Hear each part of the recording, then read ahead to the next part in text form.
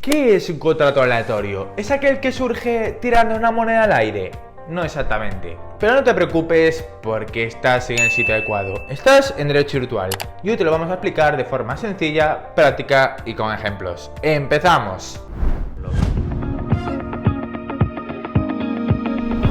Así que vamos allá. ¿Qué es el contrato aleatorio? Dentro de los contratos onerosos, los contratos aleatorios o de suerte se contraponen a los contratos conmutativos. El Código Civil les dedica el título 12º de su libro cuarto y lo define en el artículo 1790 como el contrato en que una de las partes o ambas recíprocamente se obligan a dar o hacer alguna cosa en equivalencia de lo que la otra parte ha de dar o hacer para el caso de un acontecimiento incierto o que ha de ocurrir en un tiempo indeterminado. Por ejemplo, supón que contratas un seguro de viajes, tú pagas una cantidad a cambio de que en el caso de que ocurran ciertas cosas, como por ejemplo que te pongas enfermo, el seguro te cubra una serie de gastos, como podrían ser gastos médicos, claro. Que te pongas malo no es un acontecimiento que tenga que ocurrir sí o sí, por ese motivo la prestación de la aseguradora es por un acontecimiento incierto, que en este caso convierte al contrato en un contrato aleatorio. A pesar de que existen otros como el seguro, el código dentro de este título se ocupa en concreto de tres tipos de contrato aleatorio, donde tendríamos el contrato de alimentos, el contrato de juego y apuestas y el contrato de renta vitalicia. Vamos a verlos en mayor profundidad siguiendo el orden en que vienen regulados. En primer lugar tenemos el contrato de alimentos. En este contrato, una de las partes se obliga a proporcionar vivienda, manutención y asistencia de todo tipo a una persona durante su vida, a cambio de la transmisión de un capital en cualquier clase de bienes y derechos. El primero se llamaría alimentante y el segundo alimentista. Por lo tanto, hemos comprendido que una de las partes se obliga a proporcionar o bien vivienda o bien manutención. Esto incluye tanto el sustento como el vestido del alimentista, o bien asistencia, donde cabe incluir tanto la física, como pueden ser gastos médicos y farmacéuticos, así como la moral. Imagínate que Juan tiene con su amiga Rosa este contrato de alimentos. Juan se compromete a que hasta la muerte de su amiga le va a proporcionar la manutención que necesite mediante el pago de una pensión. De este modo, Juan se constituye como alimentante y Rosa como alimentista. Como ves, el hecho de la muerte de Rosa se ha de producir en un tiempo indeterminado, y es esto lo que lo convierte en un contrato aleatorio. A continuación tenemos el contrato de juego, que es el contrato por el cual convienen dos o más personas en que paguen, las que pierdan, cierta cosa a las que ganan.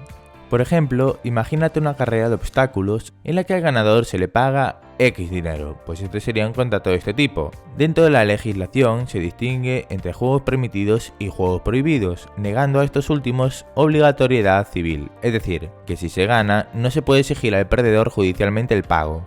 Por lo tanto, el criterio de nuestra legislación es que considera ilícitos los juegos no autorizados y da eficacia civil a los juegos lícitos. En concreto, el código dice que la ley no concede acción para reclamar lo que se gana en un juego de suerte, envite o azar, pero el que pierde no puede repetir lo que haya pagado voluntariamente, a no ser que hubiese mediado dolo o que fuera menor, o estuviera inhabilitado para administrar sus bienes. Y aquí lo más normal del mundo es que te preguntes, ¿qué considera el ordenamiento español como juego permitido o juego prohibido?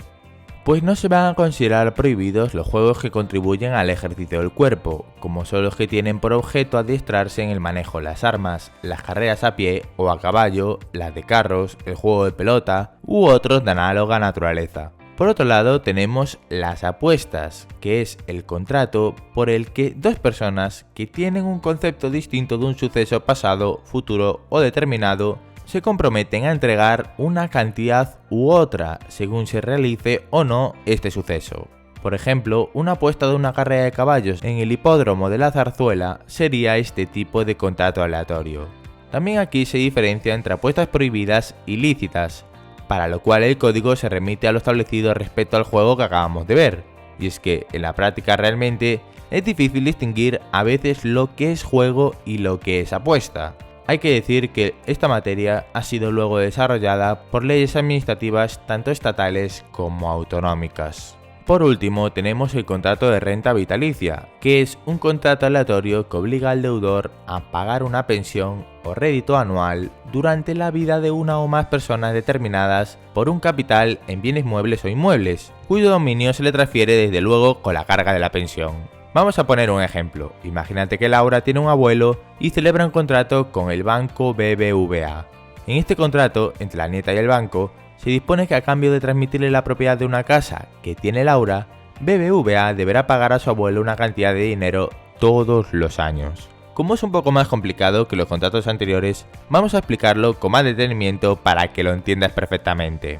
Bien, en este contrato pueden intervenir las siguientes personas. En primer lugar, el que entrega el capital, que es el constituyente, que en nuestro ejemplo sería Laura. En segundo lugar, el que lo recibe y se obliga a pagar la pensión, que es el deudor de la renta, que en nuestro ejemplo es el banco BBVA. Y por último, el pensionista que ha de cobrarla, que es el abuelo de Laura, y la persona sobre cuya vida se constituye la pensión, que también sería el abuelo de Laura. Hay que decir que normalmente se reduce a 2, puesto que normalmente el que da el capital suele establecer la pensión a su favor y sobre su propia vida. Por otro lado, como elementos reales tenemos, por un lado el capital y por otro la pensión. El capital puede consistir en bienes muebles, inmuebles o dinero. Lo principal es que pueda transferirse el dominio de los bienes al deudor de la renta. En nuestro ejemplo sería la casa de Laura. Y por otro lado, la cuantía de la pensión puede ser fijada libremente por las partes. En cuanto al objeto de la pensión, tampoco hay ningún precepto legal que obligue a que sea dinero. Con esto terminamos el vídeo de hoy sobre los contratos aleatorios o de suerte. Espero que te haya quedado todo muy claro y vamos a hacer un breve resumen para que fijes todas las ideas importantes. Podemos decir que los contratos aleatorios son contratos onerosos en el que una de las prestaciones es incierta, es decir, depende de un suceso incierto que no se sabe si va a ocurrir o no. Hemos visto que existen una gran variedad de contratos aleatorios, pero el Código Civil enumera 3, el de alimentos, el de juegos y apuestas y el de renta vitalicia. En el de alimentos, una de las partes se obliga a proporcionar vivienda, manutención o asistencia. En el de juego y apuestas se paga lo convenido. Y en el de renta vitalicia se va a pagar al beneficiario una renta a cambio de la entrega de capital. No te vayas aún porque tengo una sorpresa para ti. Si este vídeo te ha sido útil, si te ha servido para entender este concepto, que sepas que en nuestra academia te hemos desarrollado todo el temario de derecho de esta forma. De forma práctica, de forma sencilla y con muchos ejemplos. Y lo mejor de todo es que esta semana, solo durante esta semana, lo puedes probar totalmente gratis. Así que no lo dudes y dale abajo al link que te dejamos en la descripción. Muchas gracias, nos vemos en el siguiente vídeo.